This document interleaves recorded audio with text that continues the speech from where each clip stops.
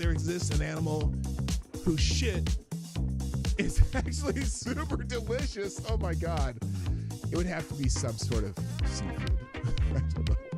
Avocado salad, what would you consider to be the most disconcerting thing about one could see in the toilet after you got done going to the bathroom? Only things that come from inside you count. Well, I think a 14-foot tapeworm would be kind of disconcerting.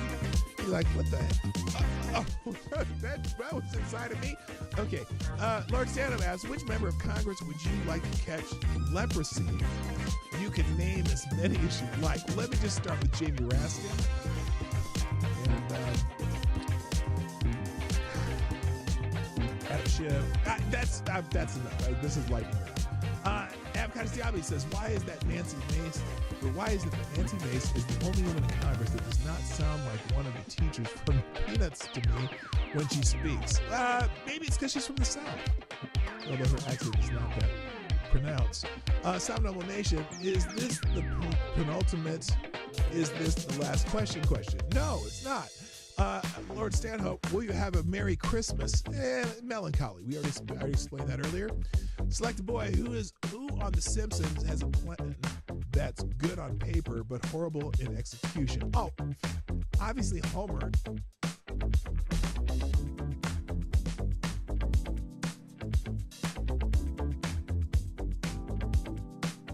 How many of you remember the name Crystal Magnum? Crystal Magnum. Does that name ring a bell? Anybody? Crystal Magnum. Now, even if you don't know that name, you know. It sounds like a stripper name, doesn't it? Crystal Magnum? That sounds like a stripper name or a porn star name or something like that, right? Well, here's an update in the story of Crystal Magnum. Congress members haven't even received the text yet. The deadline is Friday. This is utter insanity. That is... I don't know if that could be any less accurate or more accurate. I don't know. Congress at last passed a real budget in 1997. Since then, Congress has typically relied on continuing resolutions or omnibus spending bills to fund the government. There should be 12 different funding bills, I guess, normally. And they're doing an omnibus bill that just put it all on paper the last minute and then just pass it because they want to go home for Christmas. Well, F that shit. So people are saying shut it down.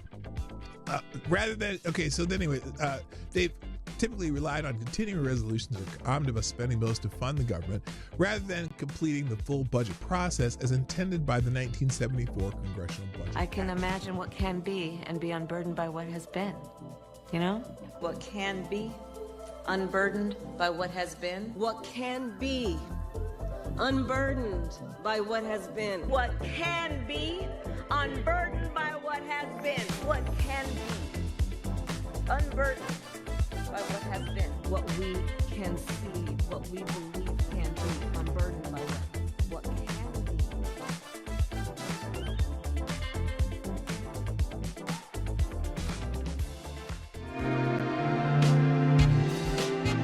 Ladies and gentlemen, coming to you live from the Lucky Dog studio in a hidden location somewhere in the upper Midwest of the United States of America, it's a brother making his own way but with all the wrong opinions. Welcome to the Morning Night Live with your host, the one and only Dawg Knight. Well, that didn't go exactly how I planned, but you know.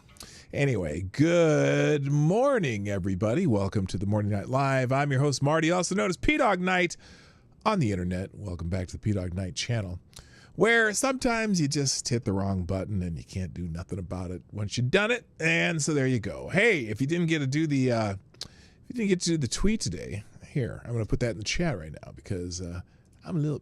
Oh, what the hell did I just do? Did I do that right? See, every once in a while I get the arrows mixed up on this YouTube thing, and it screws me up kind of bad. And so there we go. Here is, if you haven't done the tweet yet, here you go. It's in the chat. somewhere. Did it get in there? Yes, it did. I'll even pin it. There you go. If you haven't done a Let's Go yet, please go back and do that. And everything else should be working just fine. Hi, it is Friday, the 17th of January, 2025. And it's 3 more days until we are unburdened by what has been, or at least the new administration should be unburdened by what has been. And it's Friday Q&A day. How about that? So if you got questions, and again, the questions can be serious or they can be silly, which the trend is silly, but sometimes it's fun. And sometimes I go, what the hell did you do, AD? what?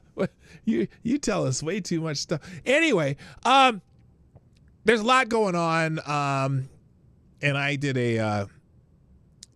my GIF today was good old Linda Carter, Wonder Woman. That's cute.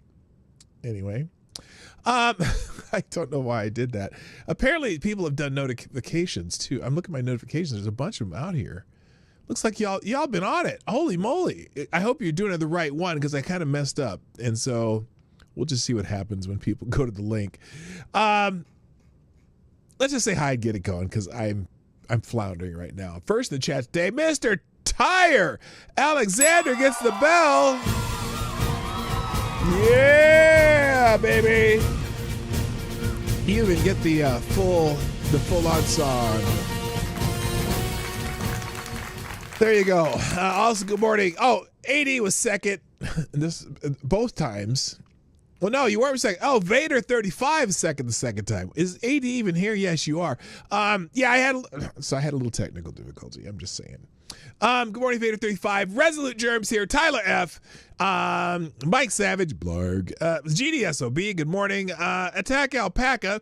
And then there is Avocados Diabli. It's when you're anticipating it, sometimes you just still don't get first. Also, good morning to on the honorable mention list of my favorite Canadians, Special Can Acid. Reaction Puerto Rico is here. Good morning, also Amazing Disgrace. All the singing song ones are together. Johnny Boomertech, thank you for doing your thing. Also, good morning, Kara Soldier, Lord Stanhope, Aaron Meredith, and that's everyone who's here bright and early, at least the first or second time I've fired up this stream. A lot of you are here the first time too, and sorry, at least I didn't make you sit through the entire countdown again because I was like, oh my god, I can't do that. I do not have a bunch of articles open today, and that's unusual. I do have tons of stuff, but I didn't open a single article from the aggregator. But I did. If you happen to go check out the aggregator today, JJ Sefton from the Ace of Spades blogs was one of my favorite blogs back from probably since the late 90s. The cover on the Ace of Spades blog, I'm not sure if I should be offended or not. I'm not sure because some people, Willie won't leave the show. And Simon Wilkins, nice to see you here live. Nice to have you here. So this is the cover. This is the cover of the Ace of Spades blog. Come Monday, free at last, free at last. Thank God Almighty, free at last. Now, obviously, reference to Dr. King, who also, I guess we have Dr. King Day on Monday, and it's the inauguration of 4547, the guy with the funny hair, and we all look forward to that. He is unburdened by what has been, all the lawfare and craziness they've tried to do against him. Oh well, sorry, guess what? Here it comes, walking down the street. Retribution is funny when it kicks you in your ass. I changed the song because he won't monkey around. I don't know what the fuck that was. Anyway, I want to read this though. I'll get to if anyone else shows up.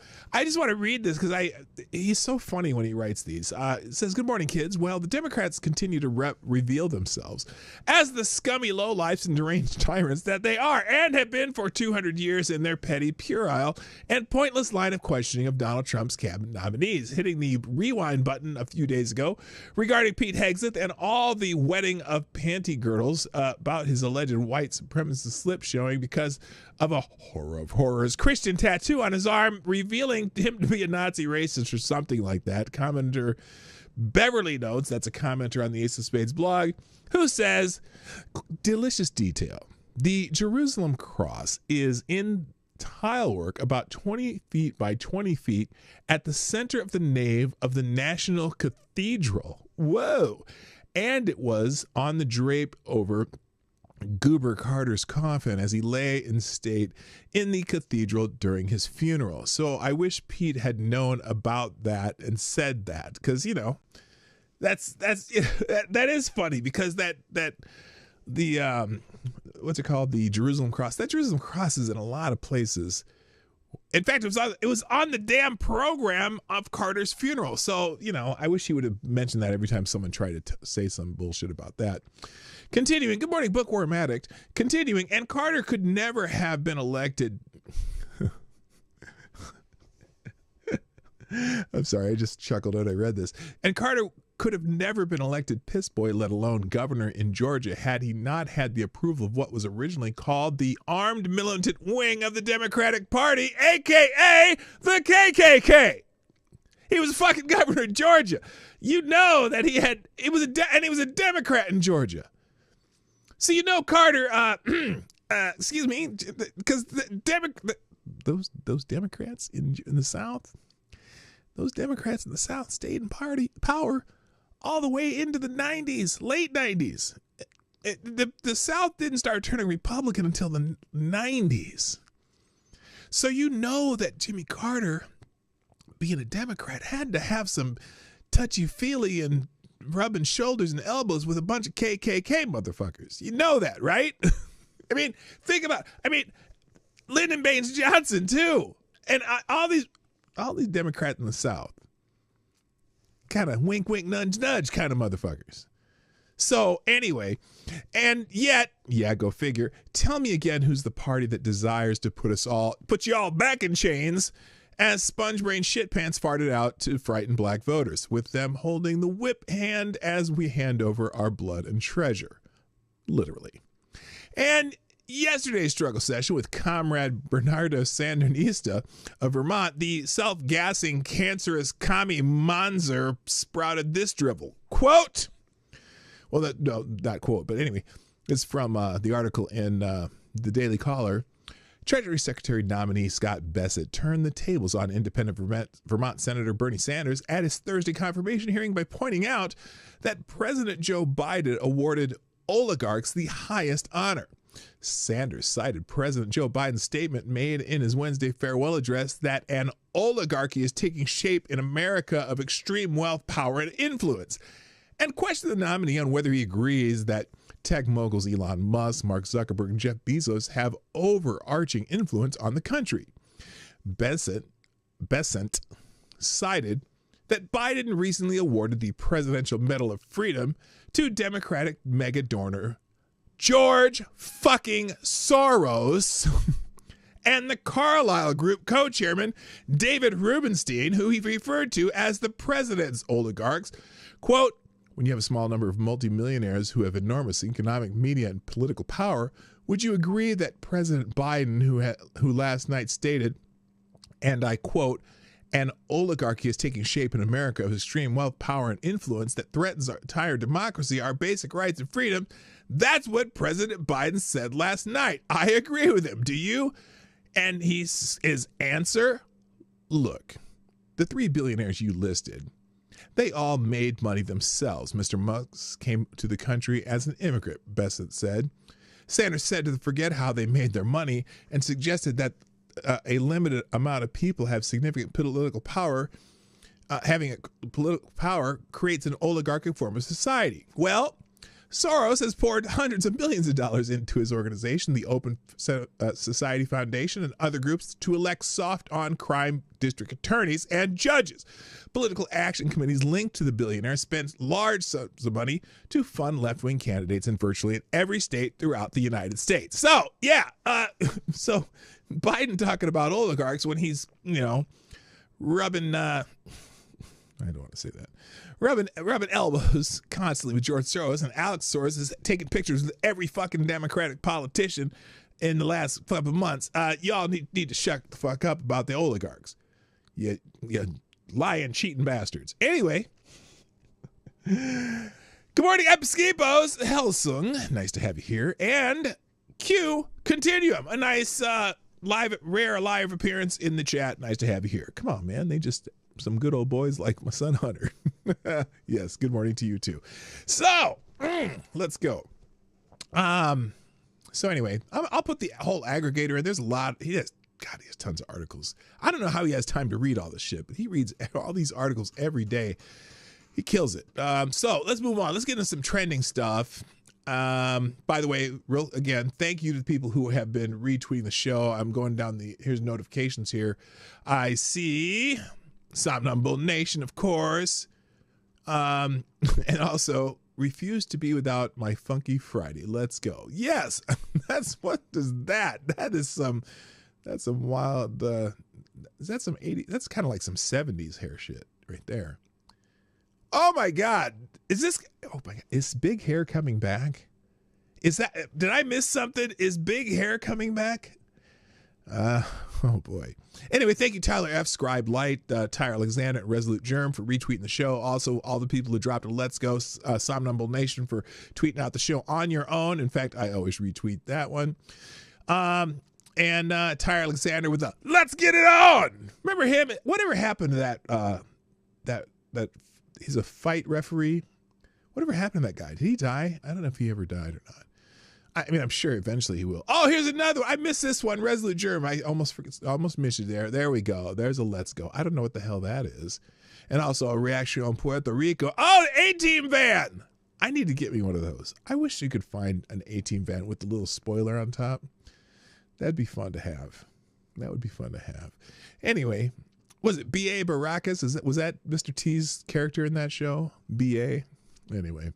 So, and thank you to all the ones who tweeted out the first show when I kind of screwed up. So there you go. All right. Judge Mills Lane. Yeah. Did he ever die? He was actually, he was a good fight referee, I thought. I thought he was a good referee. All right. Let's get into some things that are happening. Today, the national holiday before our Monday holiday of Martin Luther King Day. Today is National Hat Day. And this is a scene from Maude. B. Arthur. Here is your parade leader's hat. Mr. Music, if you please.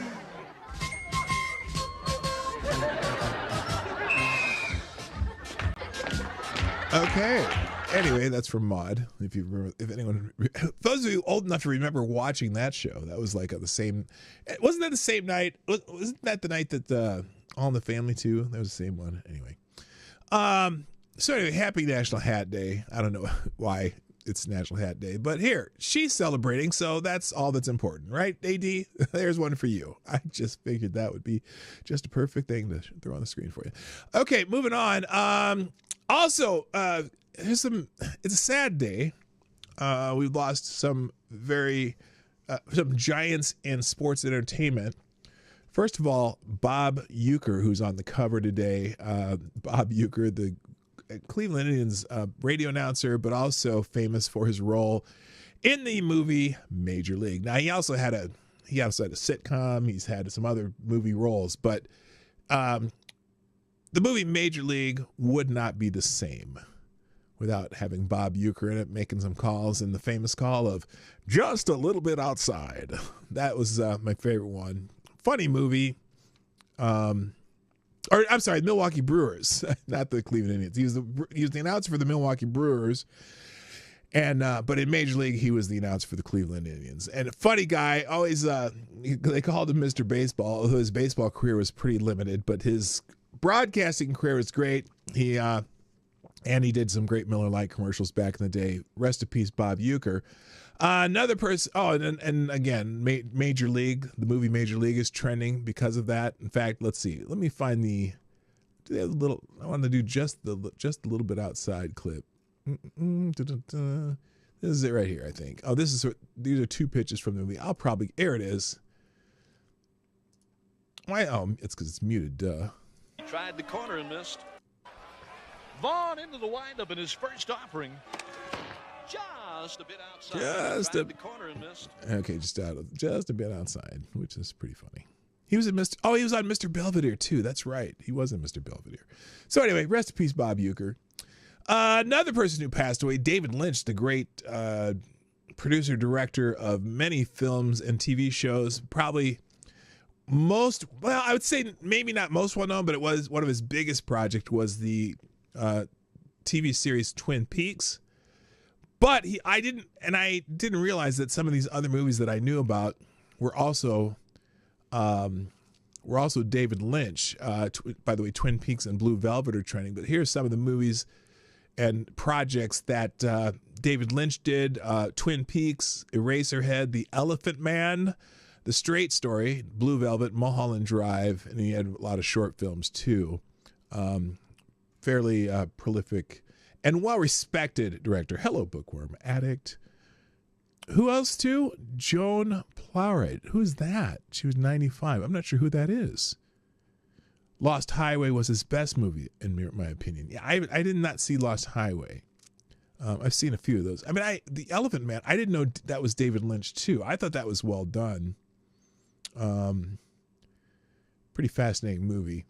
So anyway, rest in peace, David Lynch. And then also people today are remembering, well, Mac Miller, not because he died on this day or whatever, Mac Miller, the hip-hop rapper star or whatever he was, but because they released a new album from Mac Miller, and so they released it posthumously.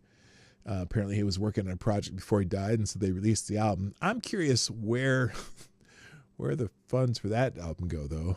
You know, just the record companies. Does he have kids? I don't know. I don't know much about Mac Miller. In the news, also, Capital One, the company, the bank, the credit card giant, apparently today was having some trouble, yesterday was having some trouble because they were having trouble with direct deposits, and lots of people are not happy about that because, you know, people got to pay their bills and shit. So somebody here says, I think we need to charge Capital One a late fee for our own deposits. Yeah. Somebody here, people waking up this morning. This is still this morning. People waking up this morning headed to Capital One because they haven't gotten their direct deposit yet. It's Friday and Monday is MLK Day, so they'll be closed. Yes, people aren't happy about that. We want to start a class action suit against Capital One. Gather here because stop playing with us. So anyway, I don't know if they've resolved the issue at Capital One today, and if you bank with Capital One, sorry. It's not my fault. Other things in the news. SpaceX had a launch yesterday. Caught another rocket on the little chopstick thing, but they also ended up losing the Starship thing. Here's some footage of the Starship actually in crashing mode. So hang on. This is an exclusive video of the problem yesterday, and I don't know if I bet you probably haven't seen this one. Yeah, the rocket go boom. Here we go. Here's some live footage, or not live footage, but someone filmed this of the rocket going down. It's just tumbling out of the sky. I didn't even see this. This is wild. I didn't know that happened. Wait, what? Oh, is this going to crash? Oh no. Oh wait, that's not the SpaceX. That's just a dog toy. Okay, never mind. That wasn't it. Let me see if I can find the correct video. No, actually okay, so this is, they were able to do the booster now hovering as it aligns with here we the go. tower for catch. Booster coming in. I'm going to do that again because I totally missed it. I guess they caught the booster like they're supposed to. Just like this silver nominal. flare And this coming shit back to is the crazy once to again me. we are standing by for attempting to catch the booster at the tower. This would be the second tower catch. Landing burn. Seeing 13 engines. What up, William McCone? Yeah, I know that was fake. But it was funny as hell. So this is this is the second time they've caught a booster. That's pretty cool. It's Get ready for that boom. I'm sorry, this shit is amazing to me.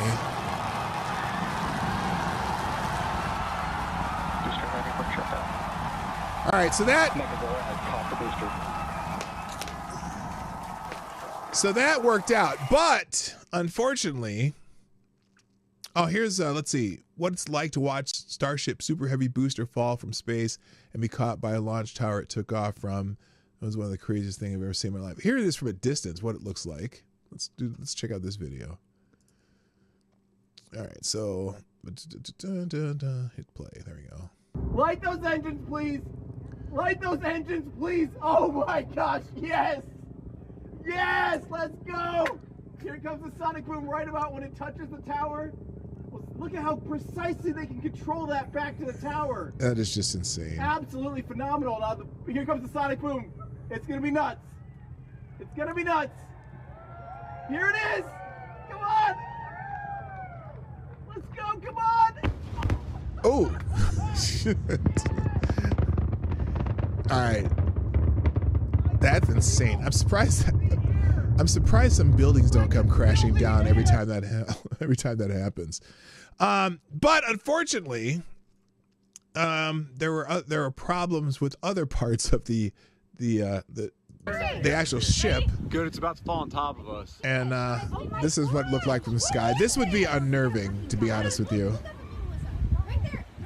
I'll have to cut back on Johnny Boomer Tech there. He's going crazy. Shane, what is that? That's crazy. I've never seen anything like that in my life. So it did set off quite a fireworks show. I wish I could find a better video of this happening. Oh, you think the whole thing's fake? Hello, Renee Miette and William McComb. Nice to have you here. You're not a believer. So anyway, yeah. I wish. Here's, I guess this. Okay, so breaking news: catastrophic explosion of SpaceX Starship flights up the sky in Central America, terrifying locals and raising fears of possible bird deaths. The FAA launches 745 investigations on Elon Musk. That'll be the mainstream media today. In fact, I'm curious. Let's see if there's any media about this right now, because you know how they are. SpaceX news. Let's go to the Guardian. So here's the. I'm going to open a few of these. Just the headlines are crazy. Let's see. Fox News, BBC. There's a couple of these headlines. All right. By the way, I guess the Blue Origin rocket did make a full orbit. Is that correct? Someone said in the chat. So here's some typical headlines from when SpaceX, part of their test goes wrong. SpaceX Starship test flight ends in failure after spacecraft is destroyed. Rocket 6 engine appeared to shut down one after another after nearly 9 minutes while booster returned. Well, so part of wait a minute. So part of it was successful and part of it wasn't. But, you know, they start with SpaceX launched its Starship rocket on the latest test flight on Thursday, but the spacecraft was destroyed following a thrilling booster catch back at the pad. Elon Musk's company said the spacecraft's 6 engine appeared to shut down one by one, with contacts lost just 8 minutes, 30 seconds into the flight.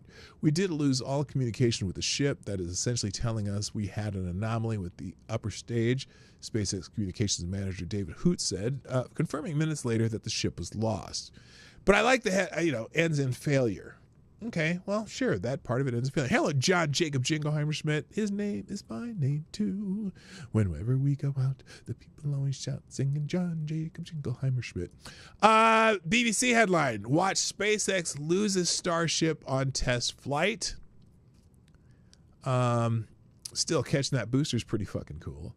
Fox News: Starship upper stage lost on 7th test flight. Debris seen spewing in sky. Part of the rocket was successfully caught by its chopsticks.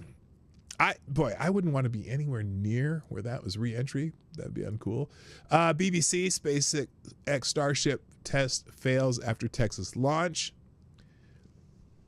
So isn't part of the test also catching the booster? It's interesting. And then finally, New York Times: debris rains from space after SpaceX Starship is lost in flight. So I'm not going to read the articles. We'll see if there's any controversial articles about it later. But I'll have all those in the links if you want to peruse them. In fact, I'll have to do the New York Times. I'll have to be an archive version. Prove I'm not a robot. Oh, for fuck's sake! Why am I being forced to click on parking meters? You stupid MFers. There's only two. Is that two? I can't tell. Select all matching images. That's a mailbox. These are mailboxes.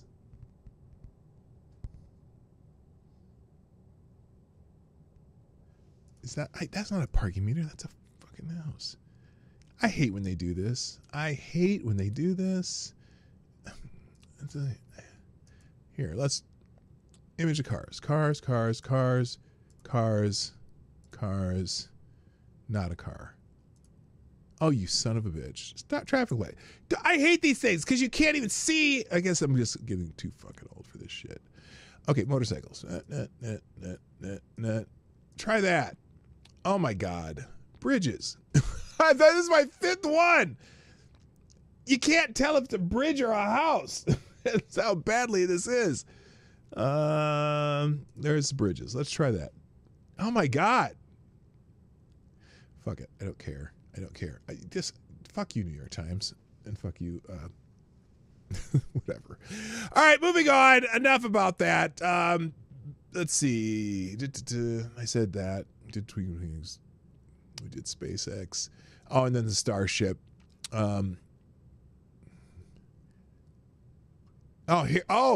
Here's one though I wanted you to see though. So imagine you are flying on an airplane and you look up in the sky to your left, and this is what you see.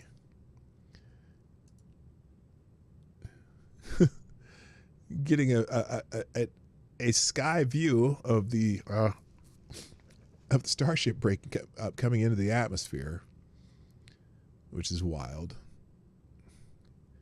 You'd think you'd want to fly a little bit farther to your right just to be safe. You never know where that shit's going to go.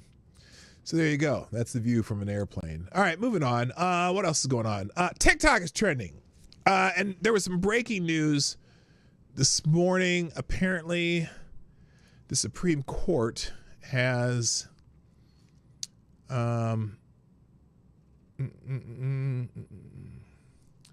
where is it? I guess the Supreme Court made a decision on TikTok. They are not going to block the banning of TikTok, which is weird. I think that is just the oddest thing.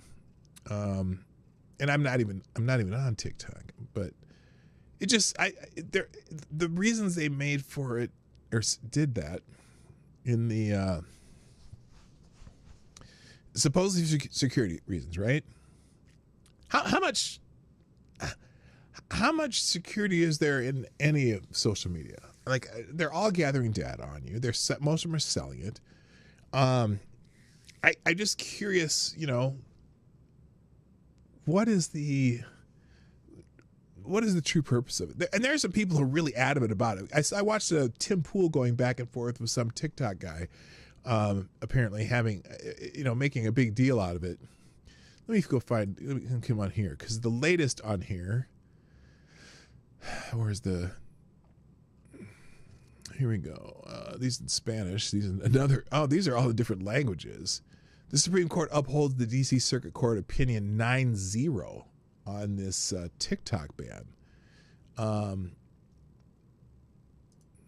Let's see. Because TikTok has not divested from ByteDance, Apple and Google must remove it from their app stores on Sunday. But are they going to shut it down completely? I don't understand. TikTok, like you're running out of time. I'd rather be in prison than use TikTok. Yeah, I don't really care. From the SCOTUS TikTok opinion, even if China has not yet leveraged its relationship with ByteDance to access U.S. users' data, petitioners offer no basis for concluding that the government's determination that China might do so is not at least reasonable inference based on substantial evidence. Really? What? I guess. Here they go on. There's no doubt that for more than 170 million Americans, TikTok offers a distinctive and expansive outlet for expression, means of engagement, and source of community. But Congress has determined that divestiture is necessary to address its well-supported national security concerns regarding TikTok's data collection practices and relationship with a foreign adversary. For the foregoing reasons, we conclude that the challenge provision do not violate petitioners' First Amendment's rights. How? And I mean, I don't give a shit about TikTok, but I'm not understanding this. So many reasons TikTok is a good thing, but without kids' ability to engage it in moderation, it's toxic and dumbs down American kids. That's the worst. That's the more important reason to monitor your kids' use of TikTok or take away their smartphones or something, But my God, it just screams of. Look, if they can do it to TikTok, who else can they do it to? They can do it to any social media. And then they start controlling what you put on social media. And then you got, government censorship again. So most of the TikTok posts here are in other languages, that at least the first few are the latest ones. The top ones here are a bunch of libs of TikTok. So I don't, that's not really what I wanted to talk about. So there you go. That explains it. Moving on.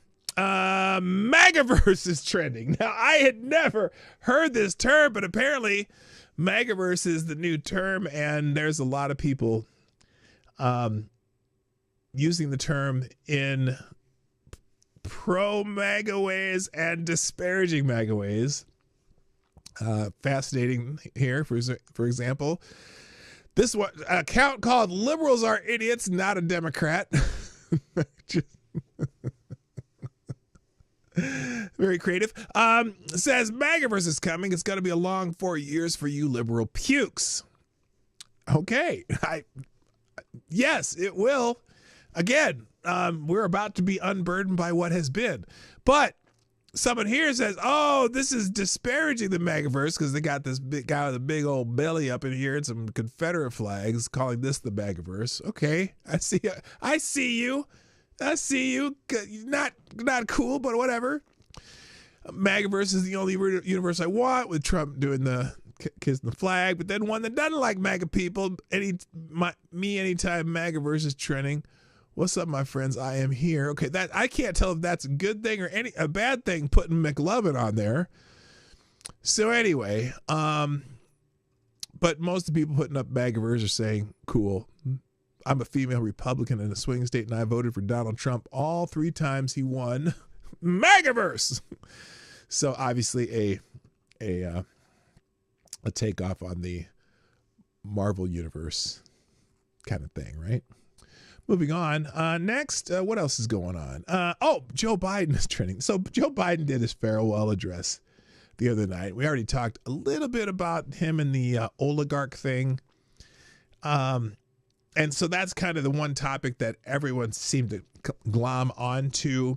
So, for example, Greg Price here, I want to warn the country about concentrated power in the hands of a few ultra-wealthy people. Last week, he gave our nation's highest civilian honor to George Soros, because there's a little bit of a little bit of irony in that, obviously. So a lot of people bringing that up. It's still incredible to me that Joe Biden, a guy who was in a political office for 50 fucking years, a guy who is the sitting president of the United States, a guy who just awarded the Medal of Freedom to George Soros, has the gall to warn us about oligarchy on his way out the door, as if that's not what you created. Bye, Joe. Thanks for nothing. Yeah, bye. Don't let the door hit you in the ass, Joe. But, again, here's Sanders. Do you think we're moving towards an oligarchy? When Bassett said, I don't know. Joe Biden just gave the Medal of Freedom to 2 billionaire oligarch type dudes. By the way, also, billionaire George Soros recently bought 200 radio stations in 40 markets with 165 million listeners. Joe Biden's FCC fast-tracked the deal before the November election. Remember this when Democrats claim an oligarchy will form in Trump's America. You know what's wild about that? Do you think, so in the chat, I got a question about that. So George Soros recently bought 200 radio stations, okay, in 40 markets, 165 million users. How many of, well, this is not going to be a very big sample, but do you think that's a good purchase? Do you think it's almost like, does anyone under 40 listen to the radio anymore? I mean, I don't listen to the radio anymore. I used to listen to the radio when I'm driving around, but usually I have, podcasts or videos or something running. I'm listening to other shit, listen to people I like to listen to on the internet. Do people even listen to the radio anymore that much? I don't know if that's a great buy. But again, the fact that the FCC fast-tracked that deal tells you that that particular oligarch has a lot of power to get his stuff done. So it's interesting. I can't remember the last time I listened to the radio. Oh, and also in his farewell address, Joe Biden mistakenly says, end of quote, again in his farewell address. Here's Joe Biden in part of his farewell address. Here, let's screen that. There we go. His farewell address, President Eisenhower spoke of the dangers of the military-industrial complex. He warned us then about, and I quote, the potential for the disastrous rise of misplaced power, end of quote. His farewell address, President was that written into the speech, or was that something in parentheses? Because did they do that on purpose? Because he's done that before in the past, where he's been reading his speech and he ends up saying "end of quote." I'm just wondering. So anyway, there you go. That's why Biden's trending, because of that oligarchy thing. Hamas is trending too, mainly because the Palestine protest leader calls on Hamas to repeat October 7th attacks in Montreal. They're openly cheering for Canadians to be executed in the name of jihad. Why are these terrorists allowed in Canada? Deport every single one of them immediately. This is, let's see this. This is crazy.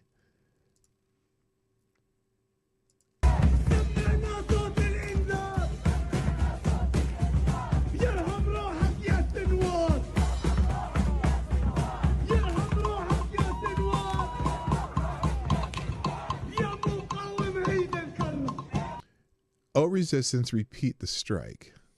Ha!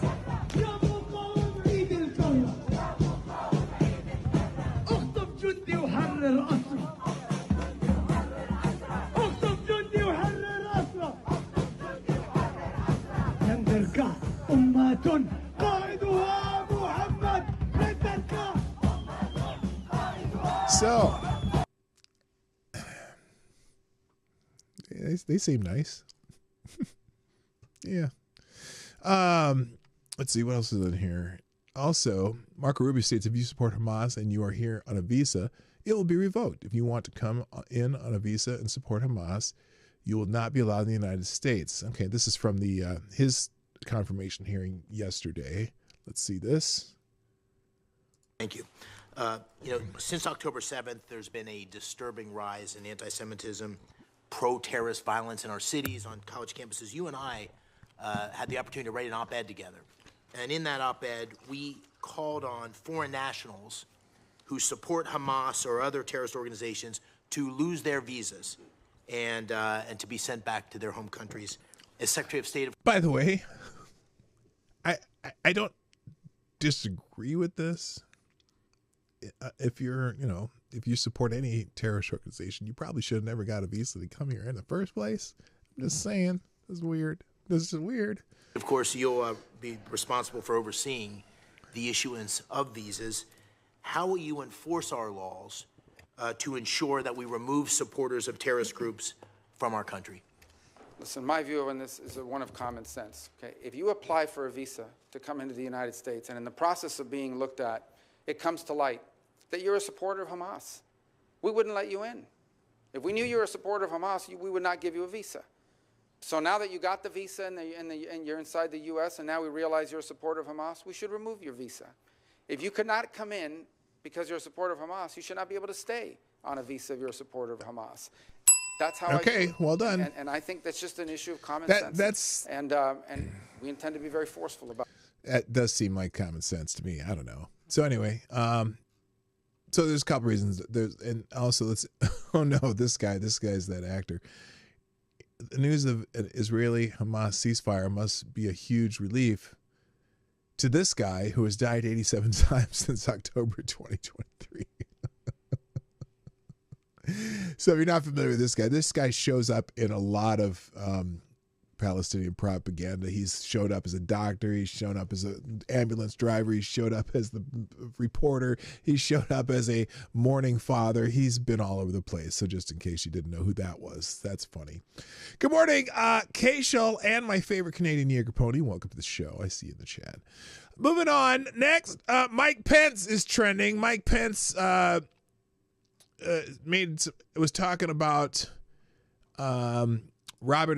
Robert Kennedy Jr., and he weighed in his opinion on the Robert Kennedy Jr. nomination, talking with somebody on some talk show or something. Here's Mike Pence. I might have been the first to call on Republicans in the Senate to reject the nomination of RFK Jr. as Secretary. Wait, hold on. If you haven't seen this yet, can you guess why he would reject the nomination of Robert F. Kennedy Jr.? And I don't know, he's been super outspoken about any of the other nominees, but can you guess why? Hello, Big Dave, 1966. Nice to have you here. Can you guess why? That's the question. And now you'll have to type it in fast because I'm going to restart this right now.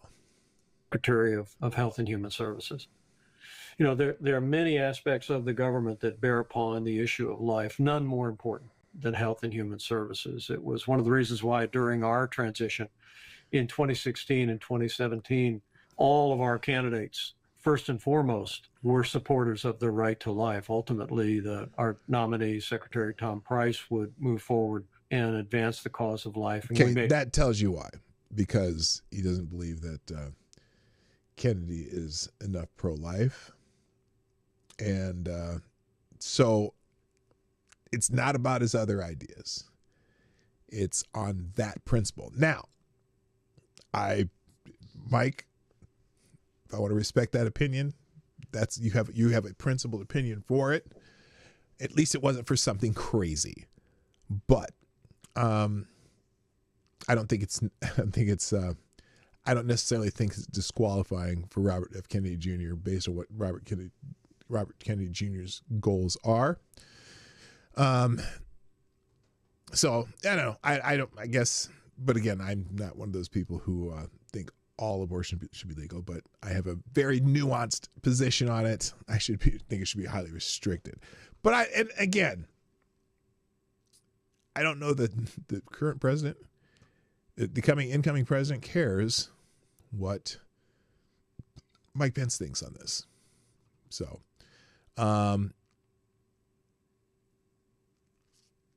also, let's see. Trump just gave the massive middle finger to the establishment wing of the GOP. He is not hiring anyone who worked for Charles Koch, John Bolton, Nikki Haley, Mike Pence, or Dick or Liz Cheney,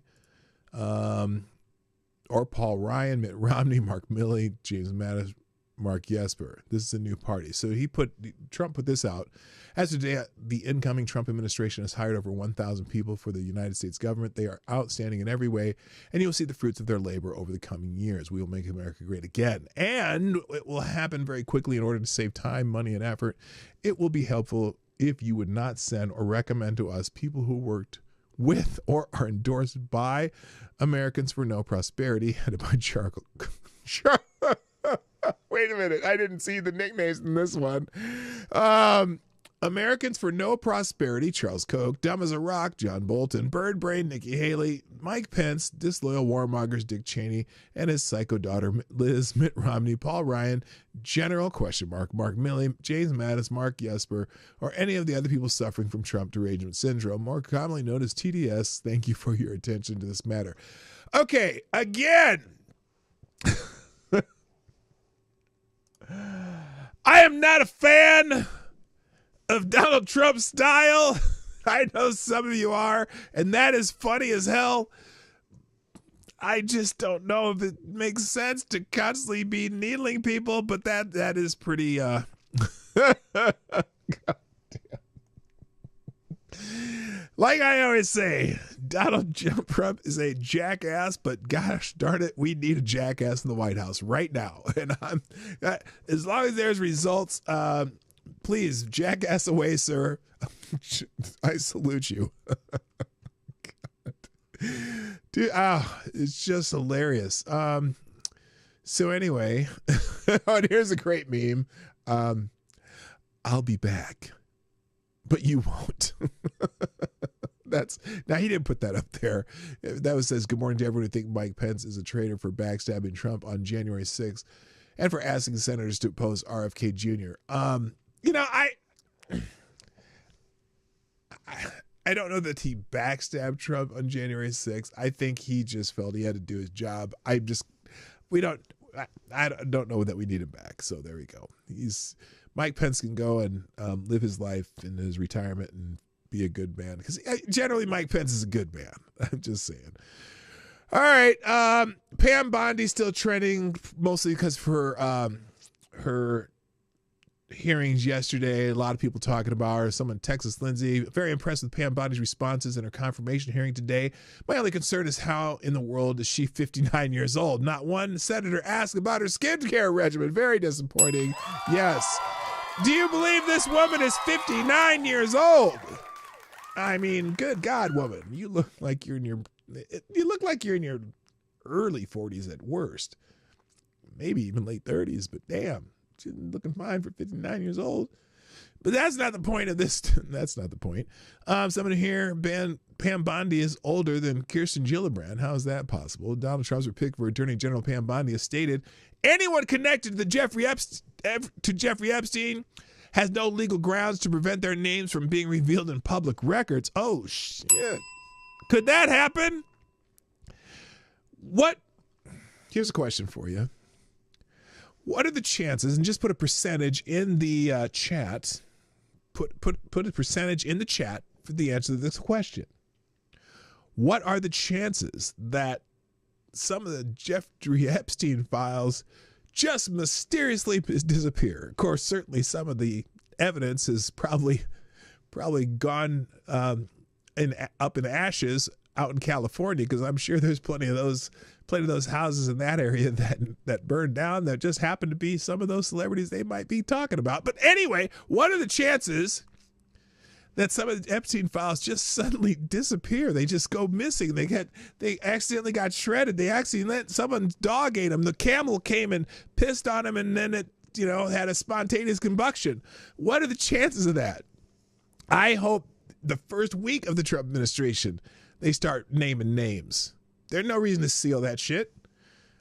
Of course, some judge is going to get paid off. Well, some judge involved might get paid off into it. Here's Pam Bondi talking about that on Fox News. I want to know why AG Garland and the Justice Department are so quiet on this tonight. They're out there. By the way, as we mentioned yesterday, someone said that Adam Schiff had been exchanging emails with Jeffrey Epstein. Huh. They're labeling parents domestic terrorists, yet they're saying nothing about this. And these documents were so slow to come out. Human trafficking is a multi-billion-dollar business in this country, and Jeffrey Epstein is dead, and Ghislaine Maxwell is in prison for 20 years where she belongs. Tell them! And if people in that report are still fighting to keep their names private, Sean, they have no legal basis to do so unless they're a child, a victim, or a cooperating defendant by some chance against some potential case against Ghislaine Maxwell. And I think Mark Garagos, as a great criminal defense attorney, will back that up as well. Okay. You know, Mark.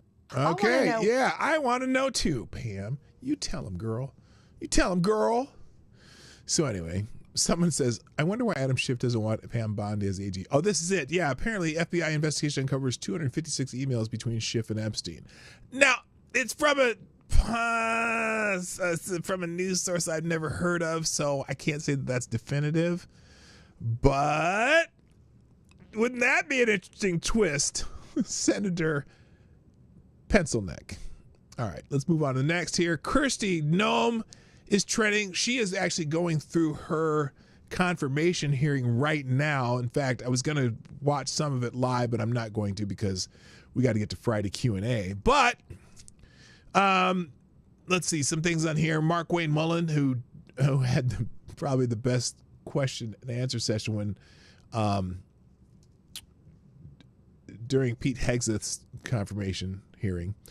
He says liberals are playing games, but they cannot stop President Trump's powerhouse cabinet nominees. Thanks for being in this fight with us. Here's Mark Wayne Mullen speaking up. Maybe. There we go. Hey guys, I'm in my DC office. Hi, I just want Mark. to thank you so much for the outpouring support. Well, that thank we you received too. Yesterday. It's very frustrating when you have President Trump's nominees being brought up to put his cabinet in place, and yet the Democrats, they still want to play games. They're doing sound yesterday bites. During Pete's hearing, you could tell there was no substance about DOD really. It was all about personal attacks, and it's very frustrating. You see Marco Rubio coming up today. You have Pam coming up today. Tulsi Gabbard is in the lineup. Kristi Noem's coming. Kash Patel. And instead of working to try... Oh, man. I may have to stay home the day they do Kash Patel's hearing and just go through the whole thing. Because they're going to... They foreshadowed the fact that they really don't like him. The Democrats don't. I don't know about the Republicans. But it is like... They all through Pam Bondi's hearing, they kept talking about him. They really don't like him because he might do some shit that they aren't prepared for. So anyway, try to get America back on track, which the American people said they wanted to change the direction, obviously November 5th. Democrats still are digging down and just saying that their policies are the best and that no one else is greater than they. And they haven't, and they've lost. They can't get over the fact they've lost. I don't need to listen to Mark Mullen anymore. You get the idea. So anyway, she is. Good luck, Kristi Noem. Give him hell. And okay, is this you, tough guy? Tough guy.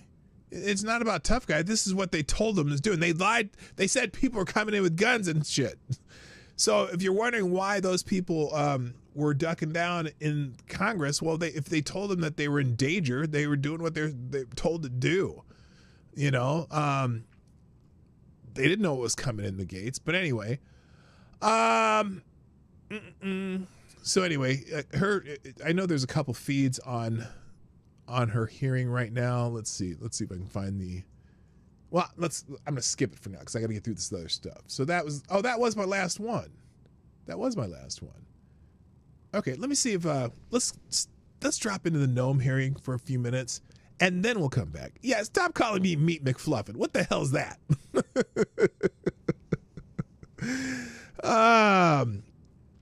So anyway, yeah, I appreciate the compliment. I saw how fast I go through the news. I don't always go through it this fast every day. Sometimes I get caught on things. Oh, wait a minute. Now this wasn't really part of the show today, but I got to see this. Someone here says, this is Joy Behar. Everyone loves The View. You know what I mean. Apparently, Joey Behar is terrified. Let's find out why Joey Behar is terrified. So I miss him already. I miss him. Oh, why? You don't miss him because it wasn't him running the country. Good God. Anyway. Person, you know, he spent the last 50 years caring about the country. This.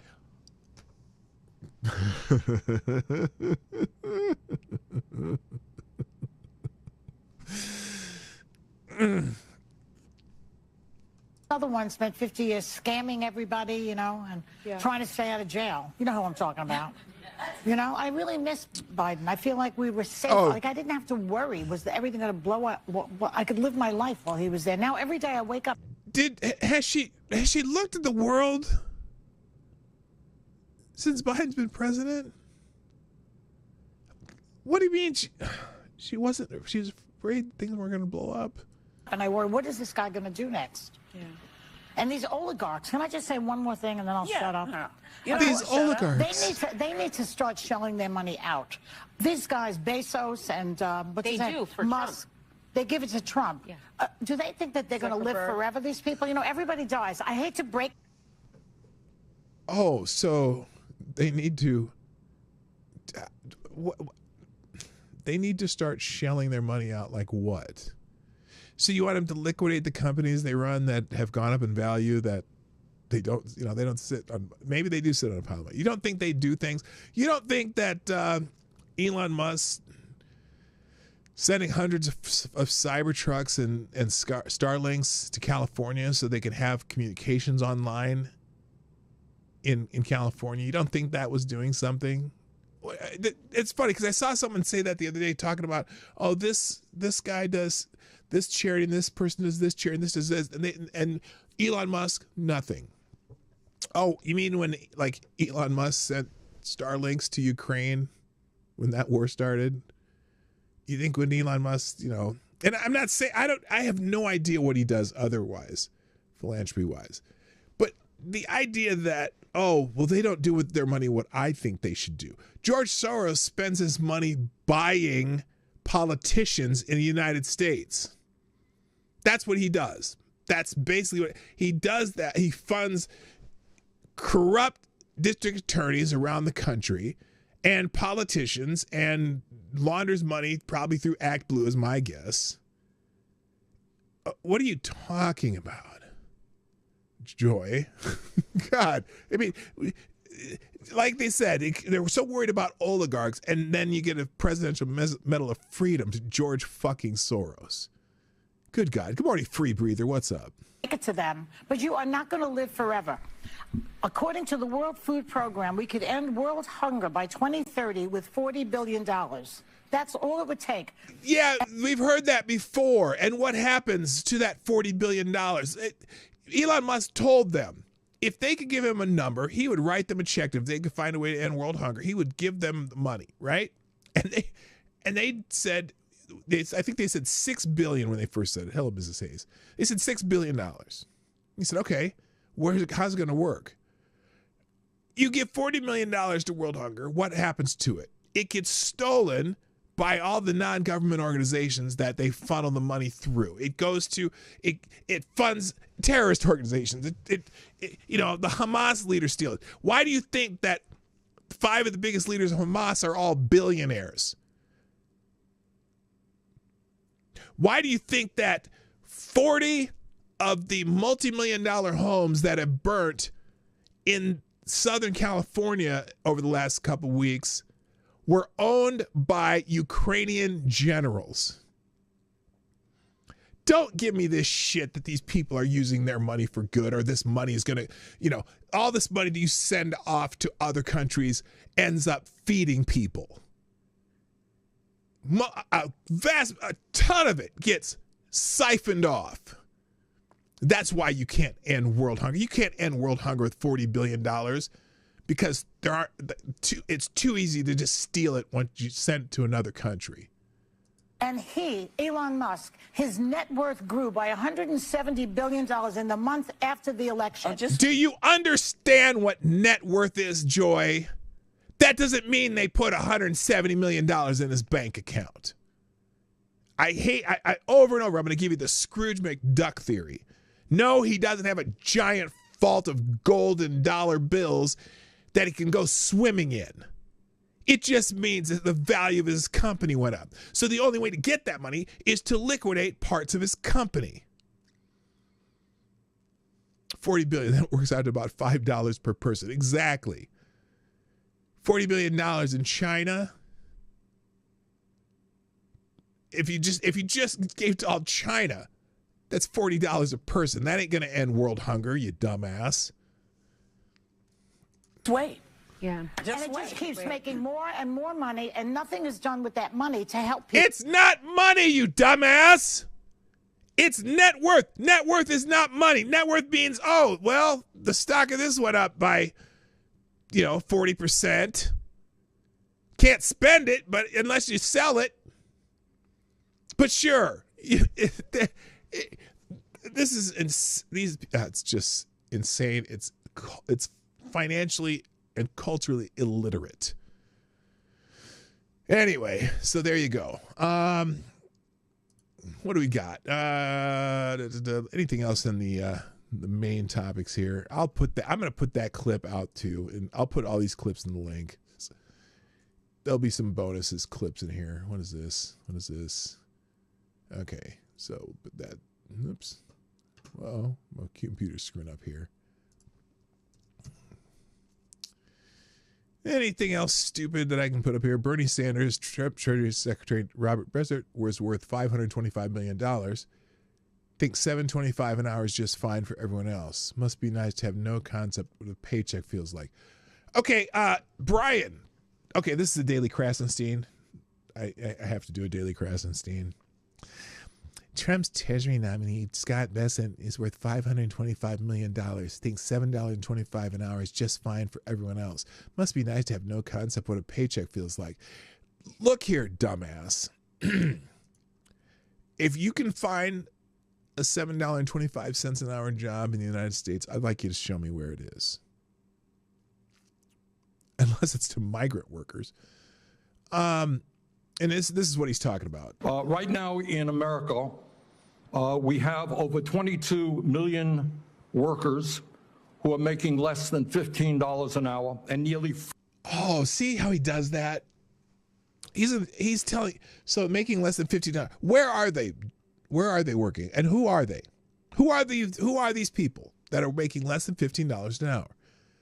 Are they someone with a second, a second income in a house that just does to make some extra cash? Is it students who are making less than $15? Who are they? Let me finish the sentences. 40 million people in our country earning less than $17 an hour. Shamefully, the federal. Wait, why are you making now? Why do you go up to $17 an hour now? What's your point here? Minimum wage, despite the efforts of myself and other people here, have not been raised since 2009 and remains an unbelievable $7.25 an hour. And how many people work for $7.25 an hour? You go to fast food restaurants where I live, none of them, and I think Minnesota's minimum wage might be $10.25. None of them pay less than $15 an hour. Why? Because that's the only way you can get someone to work. It's based on the market. If you have a national minimum wage, do you think everyone should match California's minimum wage, which is like $20 an hour? Of course, when I was in we were in San Francisco 2019. The In-N-Out Burger at Fisherman Wharf had a sign on the window starting at $22 an hour. So that was before California raised their minimum wage. So on Fisherman's Wharf, you can't, it's supply and demand. But if you go to, say, Abilene, Kansas, do you think the fast food workers there need to make $22 an hour? Or are they making $12 an hour because it's Abilene, Kansas, a small town? You can't, a national minimum wage, one size fits all minimum wage makes no sense. If states want to increase their minimum wage, more power to them. See how it works out for them. Will it kill more jobs than it creates? Will it take anyone out of poverty, or will everyone start using touchscreen kiosks to order at McDonald's like they do when I was in Florida? The McDonald's had like one person working behind the counter. They had 3 kiosks, and that person working behind the counter also worked the drive-thru. So they really didn't have anyone taking orders. You ordered on the kiosk, and then you just stand there, and they'd call your number. Do you want it doesn't make any sense. It doesn't make any sense. But so you're complaining about a national minimum wage of $7.25. Well, most states have a minimum wage higher than that. And it should be on a region by region basis. There should be no national minimum wage. It should be the national minimum wage should be 0. Let the states do it based on what the needs of each states and the needs of the people in those states. Will you work with those of us who want to raise the federal minimum wage to a living wage to take millions of Americans What is a out of living poverty? wage? You can't even define a living wage. As soon as you make a living wage, so-called living wage, as soon as you raise someone else's wage, then you raise the price of the goods, and everyone else has to pay more for the shit that comes from where you have that wage. Senator, I believe that the minimum wage is more of a statewide and regional issue. So you don't think we should? Yes, it's a statewide and regional issue. You don't have a single one-size-fits-all national wage. Nope, but they're going to push that because it sounds good to the workers. Oh, the unions like the idea because if you raise the minimum wage, then they get an automatic pay raise. In my union, I'd get an automatic pay raise if they raised the national minimum wage. Well, yippee. Union jobs where I work started $20 an hour to move some packages here and there. So, come on, man. To change the federal minimum wage of $7.25 an hour? No, sir. Okay. Good, and why are you asking him? He's not a lawmaker, Bernie. He's going to be the Treasury Secretary. The Treasury Secretary doesn't set the national minimum wage. Your tired ass does. Jesus, what a stupid question for this nominee. That's not the Treasury Secretary's job. Anyway, so there you go. It's all right, gang. Enough. Enough is enough is enough. Ladies and gentlemen, it is time for Friday Q&A. I should have a graphic up here for that. That would be amazing if I had a graphic for Friday Q&A. Maybe I'll work on that. Anyway, yeah, Bernie and his 3 houses and an Audi R8. Yeah. Way to go, Bernie. All right. Hello, Mrs. Hayes, by the way. I don't know if you heard me say that earlier, and there's probably other people here that I didn't say hi to yet, but I'm working on it. We got 35 people, 14 likes. Hit the like button right now. And if you're not subscribed, hit the subscribe button right now. If you just happen to pop in, you want to see more of this shit, right? I'm guarantee it. All right, Friday Q&A. Every Friday we have questions at the end of the show. Some questions are serious. The vast majority are not, but it is a fun segment, so we are going to keep doing it. Here we go. First question of the day. Thank you again, Avocados Diabli, for putting spaces in so I can still read the first question. I figured out you only need about 2 of them, but I like sometimes you are entertaining and just even putting spaces in. First question of the day comes from Mr. Tyre Alexander, who says, in the game of brinksmanship, do you think Trump is a grandmaster or a lucky bastard? I think the unpredictability of Donald Trump makes people nervous. And there's nothing better when it comes to brinksmanship than someone who is unpredictable. Although I have seen a pattern to Donald Trump's brinksmanship, and it kind of follows the art of the deal stuff, you know. So it's interesting though. So anyway, yeah, I think he's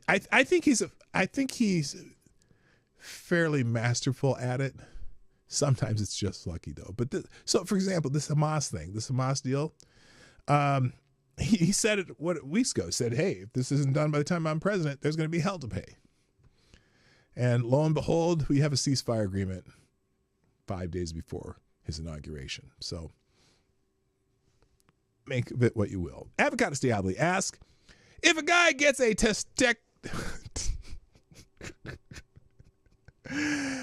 oh my God. If a guy gets a testicular transplant and later comes to find the donor was the long-lost brother of his wife, is that incest with extra steps?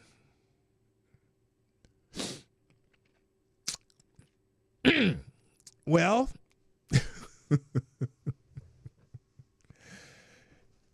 sure. That's the only answer I have for that. Ty Alexander asks, I am writing this from Ice Shack number 4. There's a dead squirrel, a dead hooker, and a soup can. If I could solve this, I will be promoted. Do you have any clues for me? Oh, see, okay, so I'm trying to think of a story really out the top of my head. Okay, so when you went into Ice Shack number 4, was the dead squirrel on the left side of the door or the right side of the door? So here's the reason I ask is I think that the pimp for the Ice Shack hooker was a little bit upset because they were going to make a movie and the whore refused to do something with the squirrel, so the pimp got mad and shot them both. And the reason I asked if it was on the left hand and right hand side, because if the pimp was left-handed and shot the gun with his left hand, the squirrel would have went to the right side. So if it was on the left side, then there was a mysterious man in shack number 3 that probably did it. I hope that answers your question. Ty Alexander says, so I bludgeoned her with logic, but she's using feelings. How do I counter that?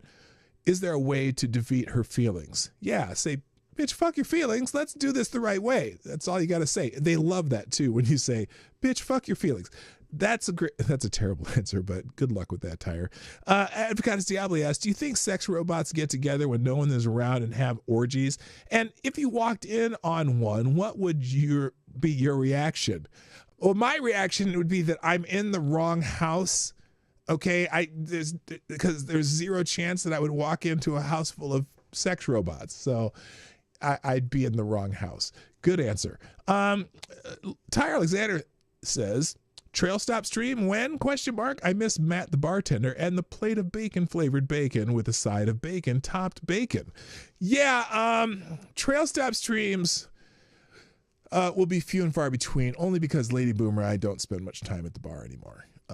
We travel a little more, but occasionally we go to trail stop. We did one not that long ago, but they will be few and far between.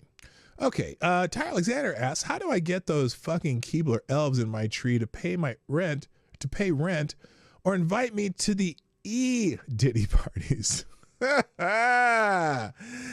Yeah. It's kind of weird that all them elves and there's only one chick. And where'd the rest of the elves come from? I mean, are some of them kind of downsy or anything? Or I shouldn't have said that. That was terrible. Anyway, how do you get them to pay rent? Remind them that Keebler, which is a subsidiary of Pillsbury, they have a lot of fucking money and they better pay the rent or you're going to start putting some attack squirrels in there. Avocados Diablo asks, have you ever woke up in your own bed alone and dressed normally and wondered how the hell did I get here? I could have sworn I was in Cancun on vacation having sex with some random woman on the beach. Oh, well, you must have had a little bit too much mezcal. How many worms did you eat that weekend? Because, you made it home, but you just don't know how. And then Lord Stanhope says, are you having a good morning since Trump is our president? Well, he's not our president yet. He's not a president yet, but he will be the president soon, and he will be. Well, he doesn't do haha, but anyway, he'll be the president. I'm having a good morning just knowing that that in 3 days we will be unburdened by what has been. Avocados Diabli asks, a limited amount of people having power creates an oligarchy? ? Remind me again how many people are in Congress. 535. That sounds pretty limited to me. Yeah, these fuckers forget that they're all rich and they get money from all the oligarchs and they all fucking fund their little trips to Ghana because somebody gave them some money and shit. That's not an answer, but you got it. Yes, it does. It sounds limited to me too. Avocados Diabli. Lord Stanhope asks, "What is your favorite David Lynch movie?" You know what? It's funny. I didn't know.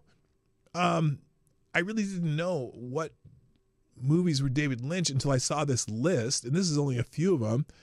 I did enjoy The Elephant Man. I thought that was a very well crafted movie. I really can't think of many others off the top of my head. I know he's a very favorite in the artsy fartsy realm. Lord Stanhope asks, if your wife insists upon you eating kale, can that be grounds for divorce? No, because I don't mind kale. You know what? At Sam's Club, they sell this like pasta salad with sun-dried tomatoes and kale and whatever. It's all mixed together. I can eat kale like that. I can't eat kale like if it's just a blob of kale on a plate, but it's really good in that particular salad. So sometimes you can make kale taste good. Sort of. Okay. Lord Sandham asks, how long till we have the Starship Enterprise? Ooh, boy. So they were talking about the weird propulsion systems on those drones that they were talking about in what's his face's show? That only China and the United States have this type of propulsion system. If that's real, well, then you could probably, that could happen in 50 years, maybe 50, maybe, I don't know. We'll see. Lord Stanhope, what's for dinner tonight? Probably won't eat dinner tonight unless maybe who knows? Maybe we'll get a pizza. We don't, you always ask that, and we don't usually eat past 4 o'clock. I mean, we're getting old. I used to laugh because people, all the old people would be at like Outback Steakhouse at like 4:30 in the afternoon, or even at Fridays when I used to work for TGI Fridays, we'd have old people come in at about 4:30, 4:30, 5 o'clock to eat dinner, and we're just like, what is this? Why do they always do this? And now I'm doing it myself because I don't like eating later at night because it makes you fat. So anyway, Lord Stanhope, in the end, was it social media a net negative as a society? In some ways, yes. In some ways, no. For them, I guess the net negative, yes. I guess because we have so much fewer face-to-face interaction and just people getting out in the world, and that's why Lady Boomer and I spend most of our weekends going somewhere just to go see other things, see people, see new stuff, and no matter what town we're in, we find something cool to do. And I highly recommend doing that. Just every weekend, take a day at least of your week and do something besides having your nose into the computer or on Netflix. You know what I mean? So there you go. Lord Stanhope, what celebrity makes you sad for how blue-pilled they have become? Well, I don't know that celebrities have become blue-pilled. They were already blue-pilled. The ones that, like, who's the dude? Oh, he's an annoying dude that was so anti-Trump, and all of a sudden now he's like, yeah, I was kind of a dick about it. What the hell's his name? No, what's his name? Oh, dude, is the New York guy. Anyway, there's a bunch of them. I don't care. I don't care if celebrities go crazy with politics. I mean, like Robert De Niro, that annoys me. I wish he'd just shut the fuck up. Bill Burr. Yeah, Bill Burr's a good one. Penn Jillette is kind of goes back and forth. Jim Gaffigan, I see some names on there. Yeah, Bill Burr's latest outburst kind of pissed me off. It's like, well, Bill, I know you're in the thick of it, and it's really annoying having other people talk about it, but your government sucks in California. Yeah, I was thinking Michael Rappaport, who's kind of turning the other way now. All of a sudden, he's not so anti-Trump as to just anti-stupidity. So anyway, let's keep going because I got to get through these. Lord Stand-Up, if Joe Biden can be condemned to hell, what would be his just reward? Well,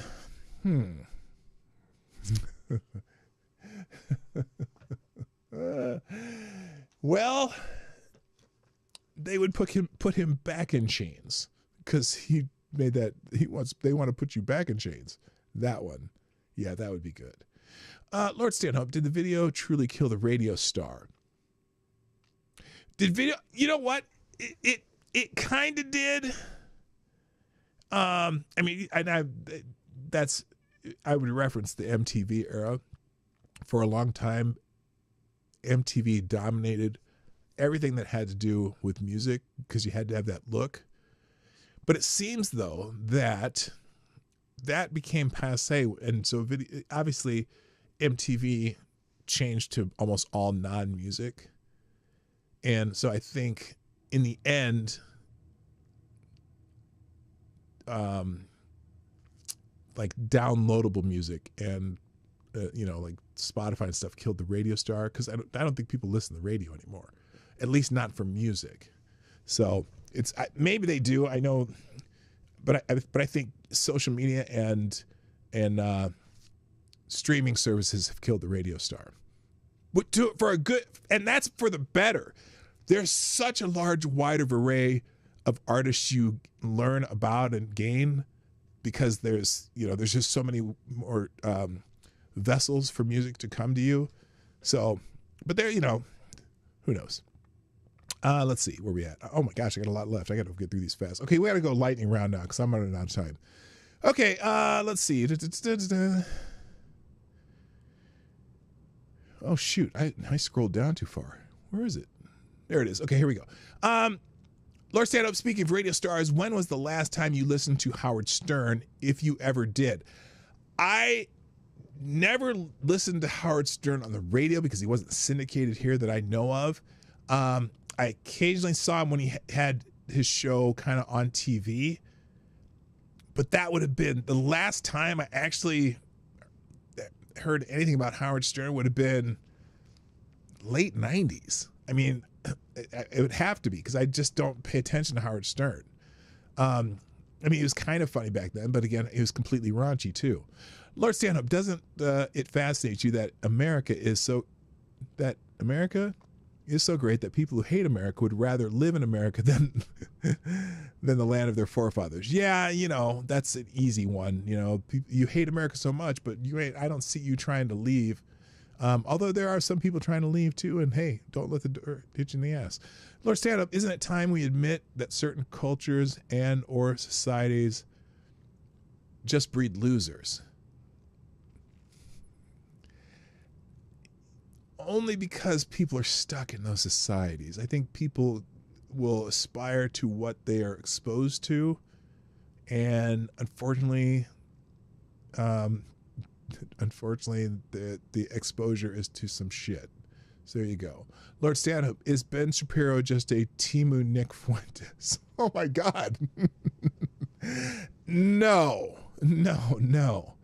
Nick is dumb as dirt, but he talks well. No, Ben's a complete... Ben, part of the thing with Ben, I mean, he was a child prodigy, and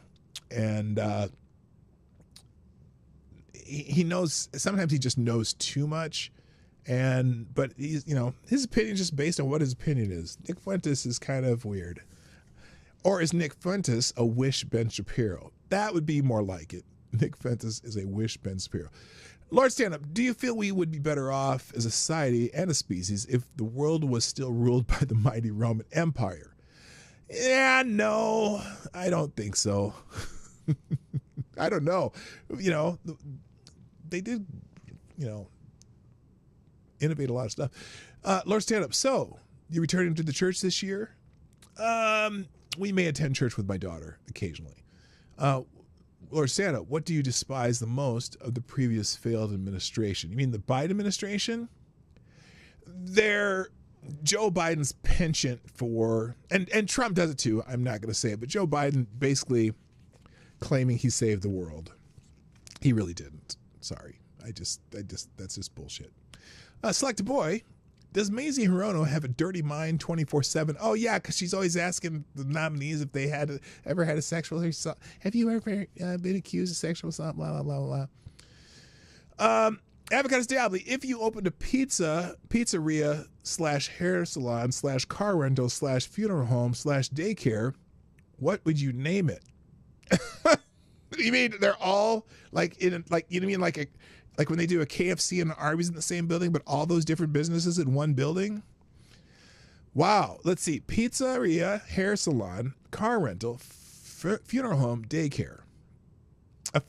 What a bad combination. Funeral home, daycare. You'd call it coming and going. I don't know. Selected Boy asks, now that R. Kelly is out of jail, do you think he learned his lesson? I think he'll choose to aim better when he pees. You can just sort that one out. Avocados Diablo, will you ever consider selling that handwritten, signed, first edition original copy of the Bible you got way, way back in the day? Hell no. That's... I'm taking that to the grave, baby. Lord Stand Up, what is the most unfortunate name? Richard Hertz, Richard Handglow, Richard Norman Balls, Harold Snatch, or Harold Pussy?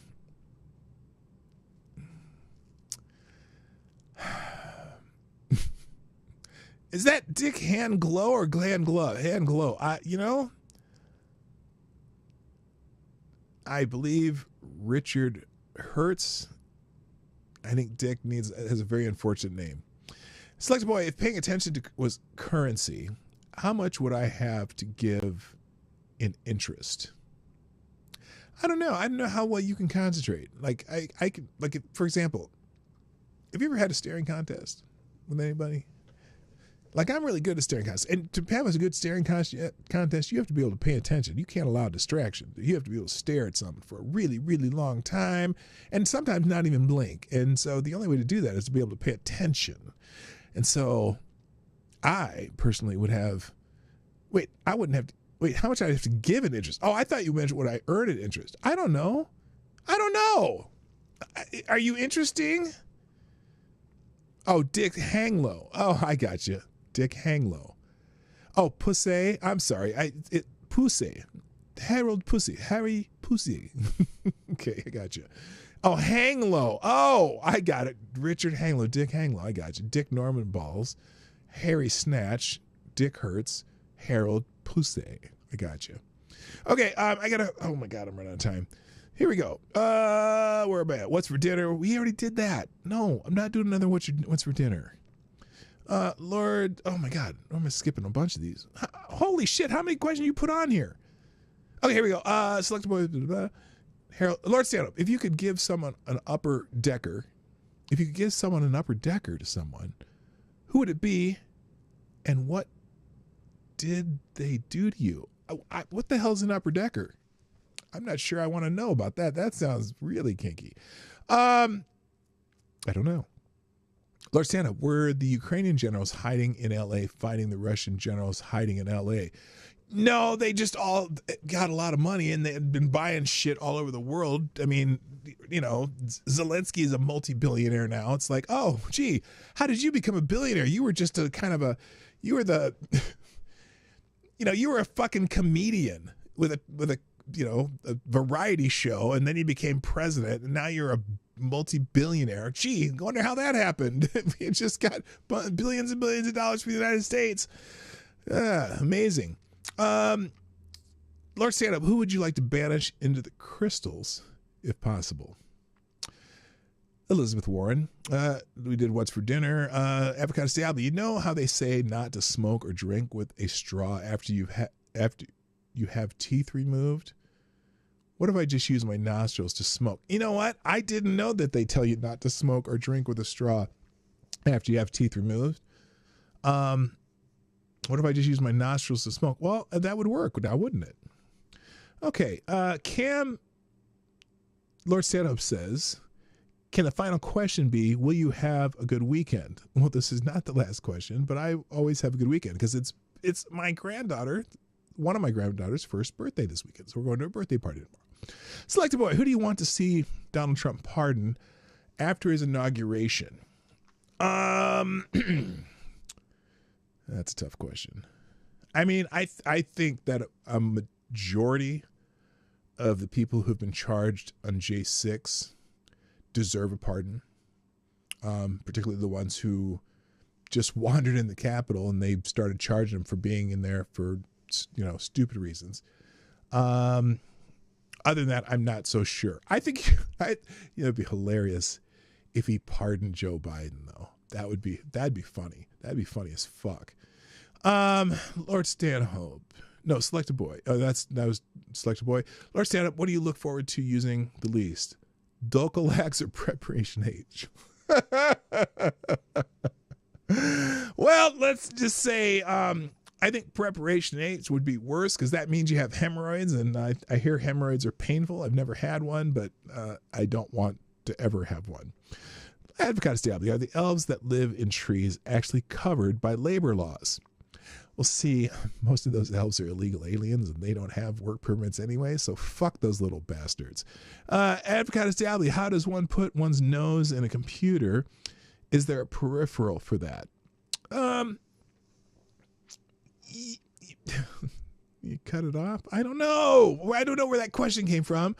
Advocates Diablo, is this or is it not the last question? No. Avocados Diablo, shouldn't Maisie ask, have you ever committed sexual assault rather than have you ever been accused? That would be a better question, wouldn't it? That would be a way better question. She's stupid. And finally, the last question. On Friday, Q and A, and I will be taking no more questions after this one. Avocados Diablo ask, are the left really all that upset about the fires in the Los Angeles hills? I mean, if you want to eat the rich, shouldn't you cook them first?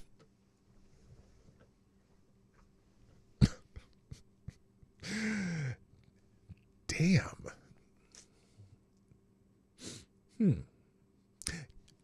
Yes. You should you definitely cook them first. All right. On that note, I need to drop the links into the chat, which I am about to do. Thank you for everyone who participated in Friday Q&A. That was enlightening, and we'll be doing it again next Friday. On the other hand, thank you for joining me today on the Morning Night Live. I will be here back on Monday on Martin Luther King Day. I don't work at one of my jobs, so I'll be here. I should be here on time. There you go. Gunfox dropping a Hamilton in the tip jar. I appreciate that. There's the links. Maybe hit the button a little too soon. There you go. Premature linkage. There you go. There are the links from today. There's also the aggregator from JJ Sefton. Thank you, Gunfox61, dropping a Hamilton tip jar. You are the Streamlabs Superstar sponsor of the day. Thank you, Gunfox61. That's it. I got to go. Guys, thank you so much for being here. I appreciate you. Hit the like button before you go. And if you want to drop a Hamilton of your own, you can do that. And it tells you how to do it in the description below. Gotcha. Let it go. My name's Dawg Knight. I'm out of here. Bye-bye. Have a great day. Hey, this is Dawg Knight, and thanks for watching today on the Dawg Knight Channel. If you have an observation or remark you'd like to make about this video or my channel, I absolutely welcome you to write it in the comment section down below. I really look forward to hearing from you. And before you go, if you like what you saw but you're not already subscribed, please make sure you hit the subscribe button and definitely click that bell that pops up afterwards so you'll be notified when I post new videos or when we go live. I broadcast my live show, The Morning Night Live, Monday through Friday at 10 o'clock Eastern, 9 o'clock Central. A special thank you to all the supporters of this channel who share our videos on social media and who make donations through Streamlabs, YouTube, Venmo, and Cash App, which are all linked in the description down below. Thanks again, and until next time, I'm Dawg Knight, and I'm out of here.